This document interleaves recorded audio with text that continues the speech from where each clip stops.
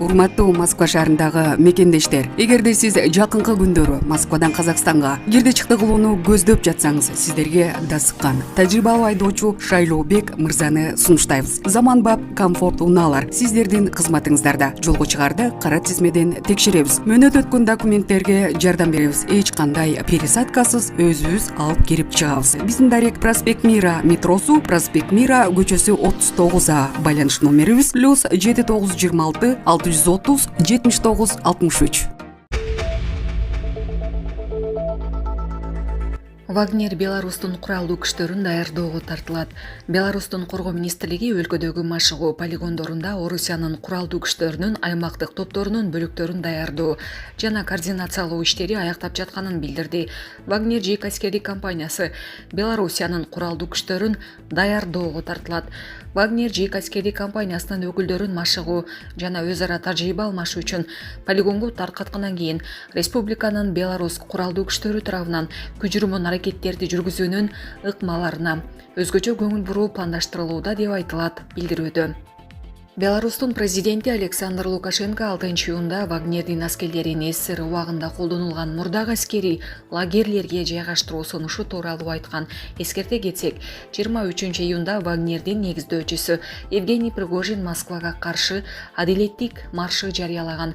Вагнер согушкерлери Ростов-на-Донудагы аскерий объектилерге көзөмөл орнотуп, Орусиянын бир нече аймактарына аскердик техника жана курал-жарак менен кирген. Орус бийликтери Пригожиндин аракетин козголоң аракети катары бааланган. Кырдаал 24-июнда Лукашенконун ортомчулугу менен жөнгө салынган. Булак Назар Ньюс KG. Песков Пригожин менен келишимдердин аткарылышы тууралуу суроого жооп берди. Россия Федерациясынын президентинин басма сөз катчысы Дмитрий Песков журналисттерге Вагнер ЖЭК аскердик компаниясынын жетекчиси Евгений Пригожин менен келишимдерди ишке ашыруу боюнча эч нерсе айта албастыгын билдирди. Бул тууралуу РИА Новости деп кабарлайт. Бул тема боюнча мен силерге айта турган жаңы маалыматтар жок, дейт Песков.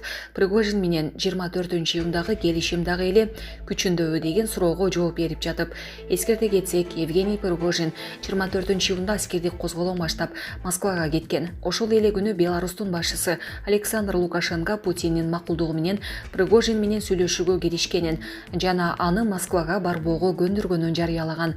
Кийинчерээк Дмитрий Песков Пригожинге коюлган бардык айыптар алынып салынганын жана ал Беларуска бара турганын билдирген. Бир нече күндөн кийин 27-июнда Лукашенко Вагнердин жетекчиси Беларуста экенин тастыктаган. Ал эми 6-июлда Беларустун жараны өлкөдө жок экенин, анткени ал Санкт-Петербургка, балки Москвага кеткен болушу мүмкүн экенин айткан. Жыйынтыгында Путин жанындагы саткындардын тизмесин тизмек деп алды. Айрым аттын атагысы келбеген эксперттер Пригожиндин болуп өткөн кадамын спектакль деп айтышкан эле. Пригожин менен Путин жолуктубу же жокпу, кандай болгон күндө дагы болуп өткөн окуя Кремлдеги саткындардын бетин ачты. Булак Назар Ньюс KG. НАТО Украинанын келечегин айланыстан көрөт, бирок анын так мөөнөтүн айтышкан жок. НАТО өлкөлөрү Украинанын келечегин айланыстан көрөт, бирок анын так мөөнөтүн айтышкан жок. Латвиянын Вильнюс шаарында өткөн НАТОнун саммитинин жыйынтыгы боюнча расмий маалымат таратылганын РИА Новости жазды. Ага ылайык Киевке качан союздаштар макулдук берип, бардык шарттар аткарылгандан кийин гана чакыруу жиберилет. Өз кезегинде уюмдун башкы катчысы Йенс Столтенберг Украинаны кабыл алуу Россия менен жаңжалдан көз карандылыгын билдирди.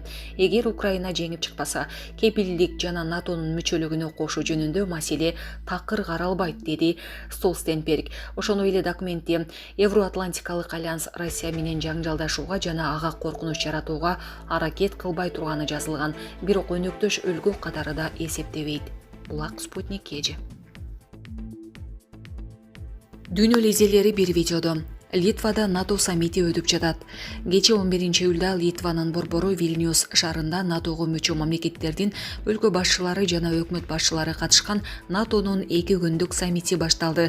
НАТОнун баш катчысы Йенс Столтенберг менен Литванын президенти Гитанас Науседа НАТО лидерлерин аба майдандан тосуп алышты. Жалпы сүрөткө түшүү аземинен кийин лидерлер Түндүк Атлантика кеңешинин жыйынына катышты.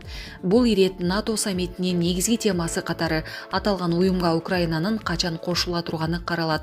Бирок буга чейин АКШнын президенти Джо Байден Украинада согуш жүрүп жаткандыктан бул мүмкүн эмес экенин айткан.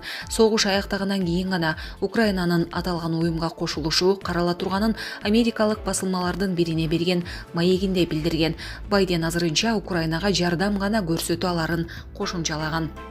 Учурда НАТОнун 23 мүчөсү Украинаны колдошот. Алар өз ара тиешелүү декларацияларды кабыл алган, бирок Украина тиешелүү шарттар аткарылып, уюмдун бардык мүчө мамлекеттери макулдугун бергенде гана аталган уюмга чакыруу ала алат. Белгилей кетсек, НАТОнун бул жыйынына Украина катышып жатат, себеби быйыл өтүп жаткан саммитте Зеленский конок катары чакырылган. Буга чейин чет элдик басылмалар Зеленский Украинанын мүчө катары кошулуусу каралган шартта гана жыйынга барышы мүмкүн экенин жазып чыгышкан.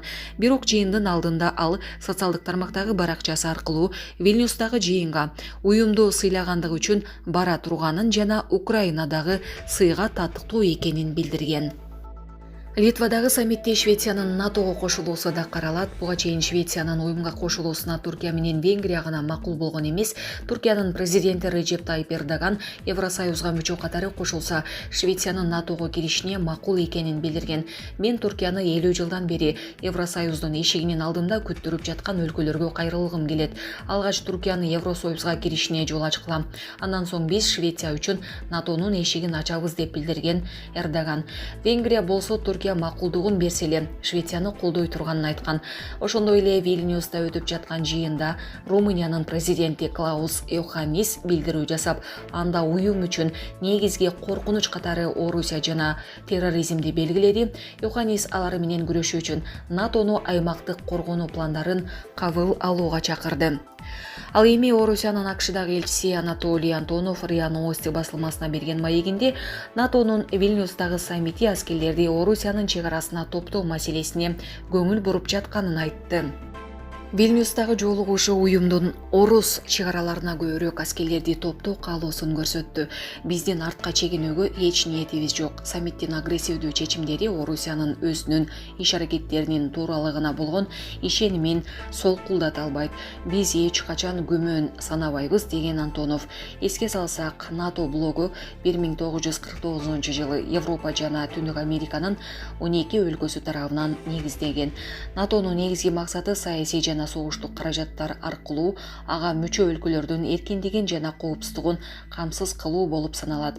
Учурда аталган уюмга 31 мамлекет кирет. Аларга Албания, Бельгия, Болгария, Венгрия, Германия, Греция, Дания, Исландия, Испания, Италия, Канада, Латвия, Литва, Люксембург, Нидерланды, Норвегия, Польша, Португалия, Румыния, Түндүк Македония, Словакия, Словения, Улуу-Британия, АКШ, Туркия, Финляндия, Франция, Хорватия, Черногория, Чехия жана Эстония кирет. Быйыл НАТОнун саммити Литвада 11-12 июль күндөрү өтөдү.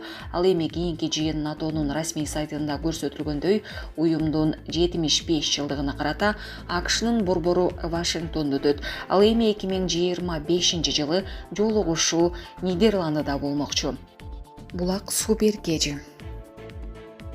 Япония Түндүк Кореянын ракетасы континенттер аралык болгонун айтты. Түндүк Кореянын бүгүн 12 июлда учурган ракетасы континенттер аралык баллистикалык ракета болгон.